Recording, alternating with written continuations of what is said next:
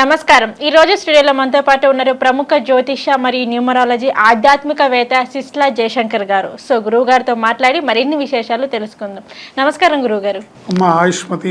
గురువుగారు, మాకు లాస్ట్ వీడియోలో వచ్చేసి ఏంటంటే ఈ సంవత్సరం చూసుకున్నట్లయితే ఈ క్రోధినామ సంవత్సరంలోనే ద్వాదశ రాశులలోనే 12 రాశుల వారికి వారి ఏ విధంగా ఉంటుంది, అలాగే వారు ఎటువంటి పరిహారాలు చేసుకోవాలి, వారు ఎటువంటి జాగ్రత్తలు తీసుకోవాలి, అలాగే దైవారాధన కూడా ఏ దేవుణ్ణి పూజిస్తే వారికి బాగుంటుంది అనే వాటి గురించి అయితే మాకు లాస్ట్ వీడియోలో వచ్చేసి మేషరాశి నుంచి కన్యారాశి వరకు తెలియచేశారు. అలాగే ఇప్పుడు వచ్చేసి ఏంటంటే తులారాశి వారికి. సో తులారాశి వారికి ఏ విధంగా ఉంటుంది అంటారు ఈ సంవత్సరం? సో వారు తీసుకోవాల్సిన జాగ్రత్తలు ఏంటి, ఏ దేవుణ్ణి పూజిస్తే వారికి బాగుంటుంది అంటారు? తప్పకుండా చెప్పుకుందాం అమ్మా. అసలు తులారాశిలో ముందు ఏ ఏ నక్షత్రాల వాళ్ళు వస్తారు అనేది చూసుకుంటే, చిత్తా నక్షత్రం 3, 4 పాదాల వాళ్ళు, స్వాతి నక్షత్రం 1, 2, 3, 4 పాదాల వాళ్ళు, విశాఖ నక్షత్రం 1, 2, 3 పాదాల వాళ్ళు ఈ తులారాశిలో వస్తారు. అలాగే ఇంగ్లీష్ అక్షరాల్లో తీసుకుంటే PRJ అంటే పి అంటే ప్రభాస్ అనుకోవచ్చు, పురుషోత్తం అనుకోవచ్చు, ఆర్ అంటే రాజు, రాజేందర్, రాజారావు, రామారావు. అలాగే జే అక్షరంతో జయదేవ్ అని, జే అని, జే అక్షరంతో జయంత్ అని ఎవరైతే ఉన్నారో వాళ్ళు దీని కింద నామ నక్షత్రం కింద తీసుకోవచ్చు. ఈ అక్షరాల వాళ్ళందరూ కూడా ఈ రాశి కిందకు వస్తారు. ఈ రాశి వాళ్ళకి ఈ సంవత్సరం అంతా కూడా సాధారణంగా ఉంటుంది, నార్మల్గా ఉంటుంది. ఎక్స్ట్రాడినరీగా బాగుంటుందని చెప్పలేము, అలానే బాగలేదని భయపడాల్సిన అవసరం లేదు. సాధారణంగా నార్మల్గా ఉంటుంది. కాకపోతే క్రమశిక్షణతో లేకపోయినా, మనం తీసుకోవాల్సిన జాగ్రత్తలు తీసుకోకపోయినా, చేయాల్సిన పరిహారాలు చేసుకోకపోయినా ఇబ్బందులు పడే అవకాశం ఉంటుంది. అందుకని ఈ రాశి వాళ్ళందరూ కూడా ఏం చేయాలంటే, తప్పనిసరిగా ఇంట్లోంచి బయటకు వెళ్ళేటప్పుడు ఇంట్లో ఏదో ఒకటి వాళ్ళకి తోచిన పూజని, ఇంట్లో దేవుడికి దండం పెట్టుకొని వెళ్ళడము, ఇంట్లో భార్యాభర్త ఉంటే భార్యని ఎదురు రమ్మంటాము. అంటే మన ఆచారాలు ఏవైతే ఉన్నాయో అవన్నీ పాటించాలి. పాటించి కాస్త స్నానం చేసినా కాస్త బొట్టు పెట్టుకొని, వీలుంటే ఆంజనేయ స్వామి సింధూరం పెట్టుకొని, భగవంతుడికి నమస్కారం చేసుకొని వెళ్తే మంచిది. లేదా దేవాలయాన్ని సందర్శించి వాళ్ళ ఆఫీసులకి, వ్యాపార సంస్థలకి వెళ్తే ఇంకా బాగుంటుంది.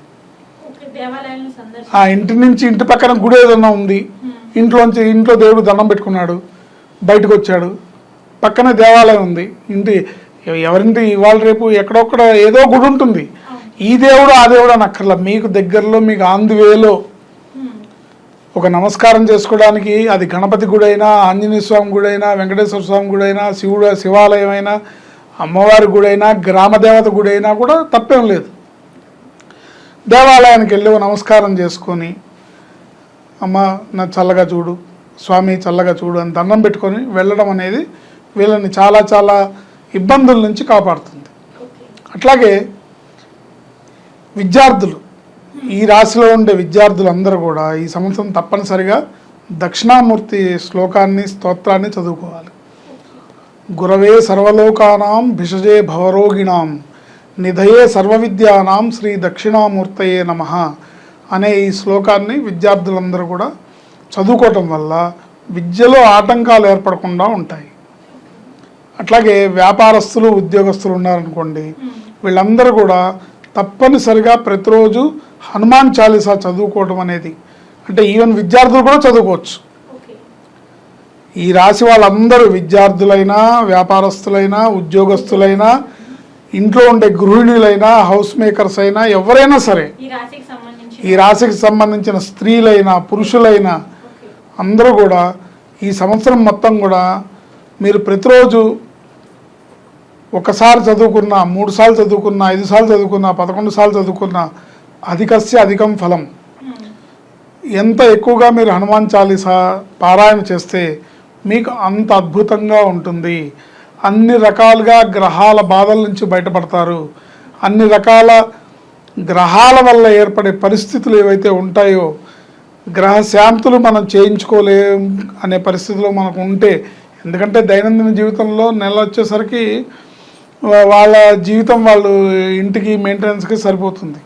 సో కొంతమందికి ఆసక్తి ఉంటుంది, కొంతమందికి ఆసక్తి ఉన్నా కూడా ఆర్థికంగా సపోర్ట్ చేయదు. కాబట్టి గ్రహశాంతులు అందరూ చేసుకోలేకపోవచ్చు.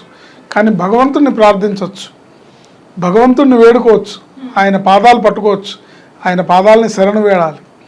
హనుమాన్ చాలీసా చదువుకుంటే చాలా మంచిది. ప్రతిరోజు ఆంజనేయ స్వామిని దర్శిస్తే ఇంకా మంచిది. ఒకవేళ ప్రతిరోజు మీకు దర్శించే పరిస్థితి లేకపోతే తప్పనిసరిగా మంగళవారం, శనివారం ఆంజనేయ స్వామిని దర్శించడం వల్ల అనేక రకాలమైన ఇబ్బందుల నుంచి మీరు బయటపడి అభివృద్ధిలోకి వస్తారు. కష్టాలన్నీ తొలగిపోయి మీకు ఎదురయ్యే ఇబ్బందులన్నీ కూడా తొలగిపోయి ముందుకు వెళ్తారని నిస్సందేహంగా చెప్పచ్చు. తర్వాత ఇంకా ఈ రాశి వాళ్ళు ఇంకా ఇబ్బందులు పోవడానికి ప్రతి గురువారం బాబా సాయిబాబాని కానీ, దత్తాత్రేయుని కానీ, లేదా శివాలయం కానీ, బాబా గుడిని ఒక గురుస్వరూపమైన దేవుణ్ణి, అది శివాలయం అయినా గురువే, దత్తాత్రేయుడైనా గురువే. సో ఆ ఆలయాన్ని దర్శించి ఆ గుళ్ళో తాలింపు శనగలు పంచిపెడితే చాలా అనేక రకాల గ్రహశాంతులు జరిగి అనేక రకాల ఇబ్బందుల నుంచి బయటపడతారు. ప్రతి గురువారం తాలింపు శనగలు పంచిపెట్టాలి, 1.5 కిలో. ఏంటి మీరు అంటే బాబా అన్ని గుళ్ళల్లో మీరింటి నుంచి తీసుకెళ్తే తీసుకోరు. ఒక షిరిడి సాయిబాబా గుళ్ళు అయితే తీసుకుంటారు. సాయిబాబా టెంపుల్లో శనగలు ఎక్కువగా పంచిపెడతారు. మీరు తీసుకెళ్ళినవి వాళ్ళు దేవుడికి నైవేద్యం పెడతారు. అదే మీరు శివాలయానికి తీసుకెళ్తే మీరు తీసుకెళ్ళిన వాళ్ళు పెట్టరు. తాలింపు శనగలు ఇంట్లో వండిన పదార్థం కదా, దానికి మడి, ఆచారము, శుచి, శుభ్రత ఇవన్నీ అవసరం. అందుకని దేవుడికి మడితో పెట్టాలి కాబట్టి మీరు తీసుకెళ్తే తీసుకోరు, బాబా గుళ్ళో తీసుకుంటారు. అంటే అదే దత్తాత్రేయుడి గుళ్ళో కానీ శివాలయంలో కానీ తీసుకోరు. అక్కడ ఏదైనా టికెట్ ఉంటుంది, అయ్యా మేము శనగలు దేవుడికి నైవేద్యం పెట్టాలనుకుంటున్నాం, దానికి టికెట్ కడతాం కొంచెం మాకు అంటే కట్టచ్చు.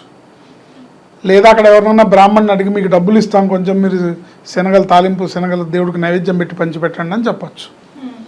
ఏంటి ఇట్లా చేయొచ్చు. ఇంకా మీకు స్తోమత ఉండి ఆసక్తి ఉంటే బూందీ లడ్డూలను పంచిపెడితే ఇంకా బాగుంటుంది. అంటే నేను ఎట్లా చెప్తున్నానంటే ఏ ఆర్థిక స్తోమత ఏ స్థాయి గల వాళ్ళు ఆ స్థాయిలో మీరు రెమెడీ చేసుకోవచ్చు. అంటే నేను లడ్డూలనే పంచిపెట్టమని చెప్తే అమ్మో లడ్డూలు ఎక్కడ పంచిపెడతామండి, 400 రూపాయలు కిలో అంటాం కదా. అందుకని శనగలు ఓపిక ఉన్న వాళ్ళు శనగలు పంచిపెట్టండి. లడ్డు మీకు ఇంకా డబ్బు ఇబ్బంది లేదు పర్వాలేదు అనుకుంటే బూందీ లడ్డుని పంచిపెట్టండి. ఇంకా డబ్బులు ఉంటే అన్నదానానికి డబ్బులు కట్టండి, అన్నదానం చేయించండి. సో ఈ సంవత్సరం అంతా కూడా అద్భుతమైన ఫలితాలు వస్తాయి.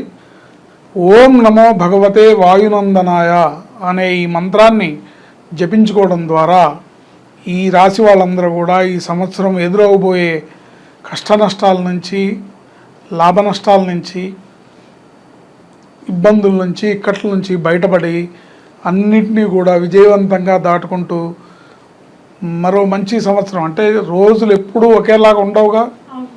ఈ సంవత్సరం కష్టం ఉంది కానీ వచ్చే సంవత్సరం ఉంటుందని అనుకోలేం కదా.